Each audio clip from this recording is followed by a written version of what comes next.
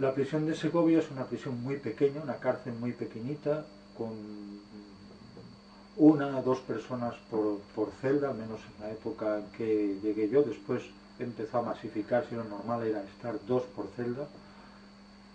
Y es una prisión donde ya mi objetivo personal pasa a ser el buscar la libertad. Salir en libertad, fuera en libertad condicional o en libertad de cumplimiento. Todo esto es un trabajo interno, personal, de reflexión, de intento de sosegar unos ánimos de rebelión, ¿no? que tienes continuamente frente a personas que te amoldan, quieren marcar tu comportamiento, que quieren marcar tu vida con esos rituales de la prisión, ahora te levantas, ahora te sientas, ahora has de formar, ahora no has de formar. Además, todo en la prisión de Segovia se va imponiendo el nuevo reglamento penitenciario que nos obligaba a estar todo el día en el patio y no podías estar en la celda a no ser que justificaras que estabas estudiando. Yo tenía suerte y estudiaba, y entonces los días que quería podía quedarme en la celda encerrado, pero implicaba que te quedabas también encerrado pues las 24 horas del día, porque no podías salir al patio nada más que de 1 a 3, que era la hora de comida, y un rato por la noche de 8:30 a 9. Si no, el resto del día o estabas dentro de la celda o fuera en el patio. No podías salir de la galería, o sea, para salir de la galería no te dejaban, nada más ibas a comunicaciones o con los abogados, con la familia. Entonces, comunicaciones eran a través de unas rejas, se podía, o sea, de 2 rejas separadas. Era bastante difícil comunicar, te tenías que estar chillando, gritando para poder entenderte. Luego al poco tiempo conseguimos de que no hubiera la comunicación, no hubiera la separación entre 2 vallas, había nada más una valla. Entonces a raíz de eso pues había una gente, bueno, las familias a veces les traían digamos algo de bebida, ¿no? En eso, si a través de una goma pues podían beber y eso, y se pillaban algunos colocones bastante fuertes los miércoles y los sábados, que era cuando se comunicaba. Pero bueno, en principio también en esta temporada se fumaba bastante en las cárceles.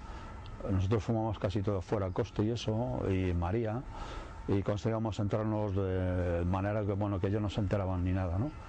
Tampoco tenía muy claro lo que significaba el tiempo para mí. De hecho, ya lo había perdido en Carabanchel, ¿no? Es decir, el tiempo de cárcel, ¿no? Para mí es una de las cosas que quizás más me han quedado de la prisión, es la pérdida de sensación de tiempo. La pérdida también de referentes en el exterior. Quitado de mi familia, me quedé sin referentes en el exterior. O los referentes que tenía empezaron a quedar muy lejos en el tiempo. Tampoco tenía una idea de cómo enfrentarme a la vida en libertad y cómo iba a ser esa vida en libertad, ¿no? Y me lleva a un cierto aislamiento, incluso me lleva a no contestar durante tiempo a gente cartas, incluso me llegué a negar a visitas de compañeros que solidariamente me venían a ver y que a mí me causaban malestar, porque aunque fuera gente que venía en plan solidario a verme y tal, yo no tenía cosas que decir, no sabía qué decir, excepto que no fuera de la prisión, de la cárcel y de ese mundo que me tenía muy absorbido. Llego a la prisión de Segovia y en la prisión de Segovia, debido a esa aplicación absurda del reglamento penitenciario, por un lado, empiezo a salir de permiso a los 5 años y pico de llevar preso, me conceden un permiso y eso me hunde más, particularmente me hunde más y casi me lleva particularmente a la locura, ¿no? Recuerdo la época de Segovia y la época de salir, estando clasificado en segundo grado, llegué a salir de 3 permisos penitenciarios, que es lo único que me concedieron, y esos permisos penitenciarios me destruían. El volver a la cárcel por mi propio pie, el no ver claro cuándo iban a concederme la libertad, porque veía todo continuamente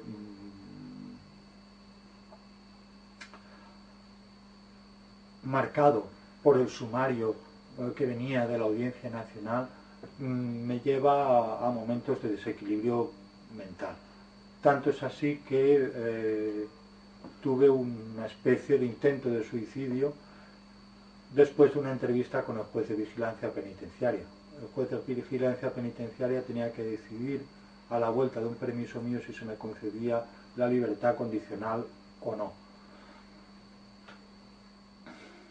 El hombre, yo me había desplazado acá a Madrid un día antes de haber acabado el permiso penitenciario para poder hablar con él con tranquilidad. Había solicitado una entrevista y le había expuesto pues cuál era mi visión de futuro en la calle, seguir estudiando, tenía familia en Barcelona, tenía posibilidades de trabajo, de traerles contratos de trabajo si es que él lo quería.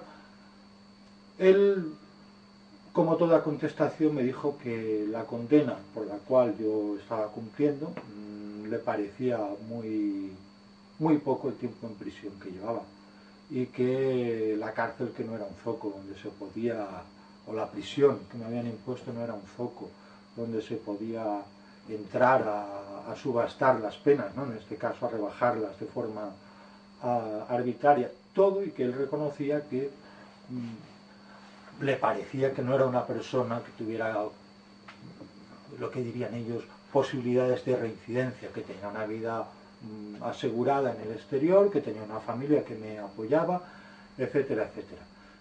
Yo salí de esa entrevista, a pesar de que pedí un dinero a mis padres para pagar un abogado que además insistiera también a este juez de vigilancia sobre esta petición mía de condicional, salí muy decepcionado y con la clara idea de que no me iban a conceder la libertad. Tanto es así que estuve cumpliendo condena casi un año y pico más. Y además en ese tiempo fui sancionado diversas veces en la prisión de Segovia por los motivos más absurdos. Ello me llevó a bastante desequilibrio mental. Tuve que pedir a compañeros, cuando vivía solo, pues tuve que pedir a gente que convivir con alguien, porque la olla se me iba, ¿no? Se me iba a la cabeza y ya empezaba a sentir cosas por las noches. También, cosa que no había hecho anteriormente, no había probado prácticamente drogas de ningún tipo, y durante esa época recuerdo que, vamos, todo lo que había en la galería pues me lo metía, ¿no?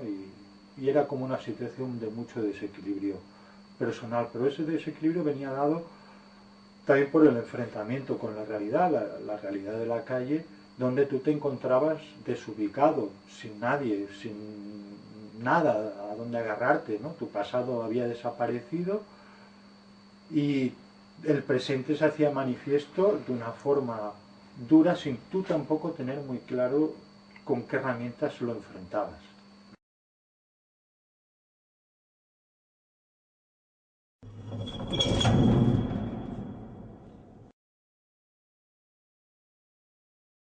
En esta época hay un preso que era Agustín Rueda, y que estaban haciendo un túnel desde dentro para afuera en Carabanchel. Era más o menos también así de un grupo autónomo que había en Perpiñán, y más o menos, bueno, lo cogen saliendo del túnel por un chivatazo que hay, y los carceleros le empiezan a golpear, a torturarlo, y bueno, con la tortura lo asesinan, muere. Bueno, a raíz de esto los Grapo se cargan al director general de instituciones penitenciarias, que era Jalaz, lo reivindican ellos, y este había empezado a hacer una reforma, y entonces, bueno, entre otras cosas dicen que es por lo de Agustín Rueda y por lo de las cárceles, y luego pues entra un nuevo director general de prisiones que había sido procesado por el TOP. No sé, había tenido pues un juicio, no sé si, me parece que el cárcel que no había hecho, pero no, que había sido enjuiciado por el TOP, que era el Tribunal de Orden Público del Franquismo. Bueno, que luego, al acabar el franquismo, el que lo sustituyó fue la Audiencia Nacional. que eran los mismos juguetes que habían estado con Franco. Entonces, este tiene pinta de progresista tal y cual. Hay una parte de la COPEL que, digamos, confía en él. Aquí en Barcelona hay una operación, digamos, de cogestión que le llamaban de la cárcel, que duró 2 meses, y entonces, bueno, dijo que se acabó porque en vez de la cogestión lo que hacían eran túneles de fuera para adentro. Lógico que va a hacer un preso, no se va a hacerse su propio carcelero, ¿no?